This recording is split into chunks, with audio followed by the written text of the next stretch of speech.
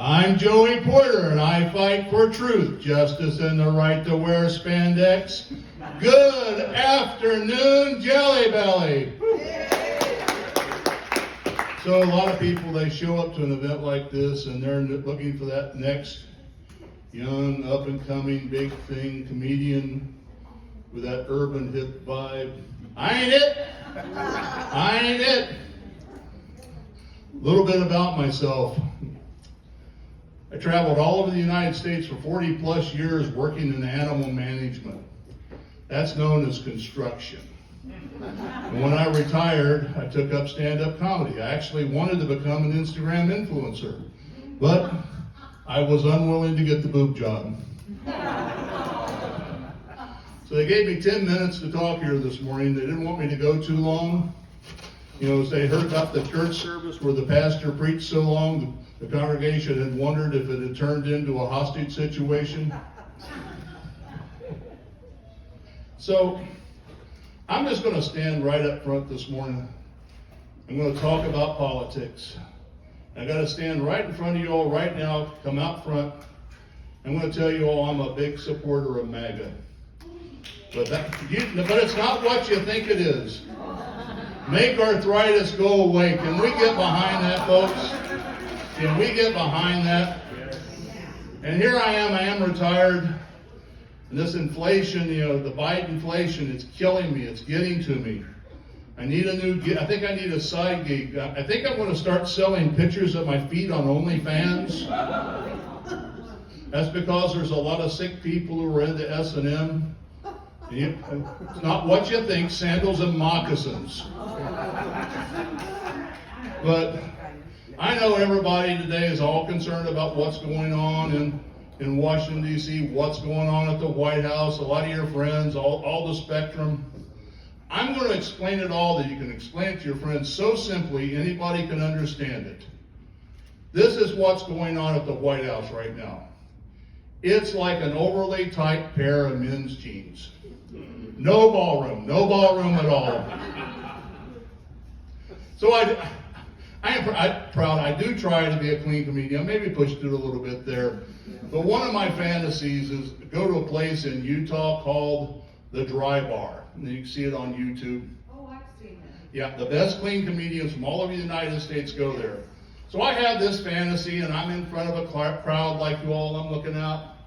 They're smiling back at me. And it's more of a rural crowd, which I'm very comfortable with. And they're looking back at me, and they're wearing their work boots and their jeans and their black and red checkered shirts and their Bass Pro Shop hats. And that's just the women in the audience. So a lot of people, now that I'm retired, they ask me, what do you do to stay busy? Well, one thing I don't do a lot of is watch a lot of television because there's just a whole lot on and not really anything on. But I got really, really excited the other day. I saw the old Gilligan's Island. Oh, yeah. And I posted online about it. A friend of mine, he asked me the big Gilligan's Island question. He went, Ginger or Marianne? And I thought for a second, and I said, you know what? At my age, Mrs. Howell's starting to look pretty darn good. And so, another thing I get to do in retirement is I got time to think about things. Things you don't have time to think about. So the other day, I'm thinking, why the heck would you name a brand of condoms Trojans? Because when I think of Trojans, I think of a gift in Renegade. Inside that gift, there is an army. And when that army escapes, it causes chaos and destruction for 20 years. So speaking of chaos and destruction, I got two grandsons aged 5 and 7. I'm driving them home the other day, and the little one pipes out of the back seat. When I grow up, I'm going to buy a blue bearded dragon, but not off the dark web. The older one blurts out, yeah, that's a sketchy website.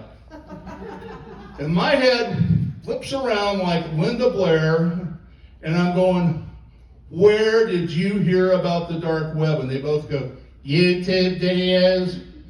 So parents, grandparents, do your kids and grandkids a favor. Please expose them to those old, extremely violent, politically incorrect Looney Tunes where they're going to learn about classical music from Bugs Bunny and theoretical physics from the Coyote. Can we do that, folks? So, my wife and I have been married for 42 years. She's taking care of one of the grandkids today. And people now ask me, how did you do it? How do you all do it in this modern day and age? I try to give the most logical response possible. You haven't seen me naked. Didn't have to laugh. But after this long, you and your partner, you develop what I call a higher level of communication. And I want to share an experience we had the other day. It's just a couple of weeks ago.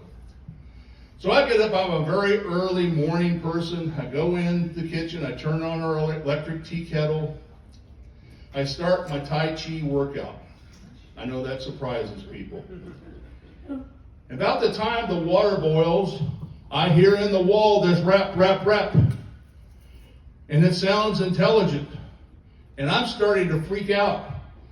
And some of those dear old saints growing up in the South, I could hear from church, oh, you've been doing that Asian yogi size. You done summoned a demon. Well, about the time the water stopped boiling, I'm sitting there thinking to myself that kettle had been vibrating against some metal canisters behind it. That was until my wife walked in the room mad as a hen. And she, well, and didn't you hear me? SOS, SOS. I was out of toilet paper. Like I say, higher levels of communication. So I'm going to close here with a little story about me and my wife. So men of my age, we developed what I'm going to call, I know you all came here for this day, what I call a leakage problem. And to solve that, we wear a pee pad. So not too long, I know you came here for this, not too long after I developed my particular issue, we were heading off on a trip going to the airport. And I put my pee pad on, didn't think anything about it. And then I'm going to go through TSA, and if you don't know, that stands for tension, stress, and anxiety. And I always volunteer that I have an artificial knee, an artificial hip. They give me a little extra wanding, and I go on through. So I volunteered this, and they did a little bit of extra wanding. But then the guy continued. And he's wanding me in a circle around my groin. And he's patting me in a circle around my groin. And this goes on for a bit, and then I look behind me on the computer screen, and there's an outline of my body. There's a white rectangle over my groin. And it was that moment I knew that I was a suspected pee pad terrorist. So the wanding continues, and the patting continues, and the patting and the wanding. Finally, I'd had enough of it. And I said, excuse me, sir, I am wearing a pee pad. If you will just allow me to reach in and pull it out, you can examine it, and we can both go about our day. Well, found out you're not allowed to brandish a pee pad of mass destruction at the airport. So this TSA employee did what any good employee would do. They got their supervisor involved. Not a supervisor by accident, because the first thing he noticed, I was wearing a belt. And after I removed my belt, the patting continued and the wanding continued. And then he started to frisk me up and down my sides. But because I wasn't wearing a belt, my pants started to fall out. Out of the goodness of his heart, he allowed me to take one hand and hold my pants up and put the other one in the air like I was having a religious experience. The frisking continued. The frisking continued. After a while, I began to feel hopeless, vulnerable. I turned around looking for the one person, the love of my life, my wife, my anchor. And I found her, and she had turned her back on me and was chortling in laughter. A short bit later, the TSA supervisor informed me of an official maneuver called the crotch grapple. After the appropriate or inappropriate crotch grappling was performed, I was informed that I was no longer a threat to national security. I stumbled forward, shoeless, my pants still about to fall off. I didn't know if I needed a cigarette or a cuddle, but God is my witness, I will never wear a pee pad to the airport again. Thank you so much.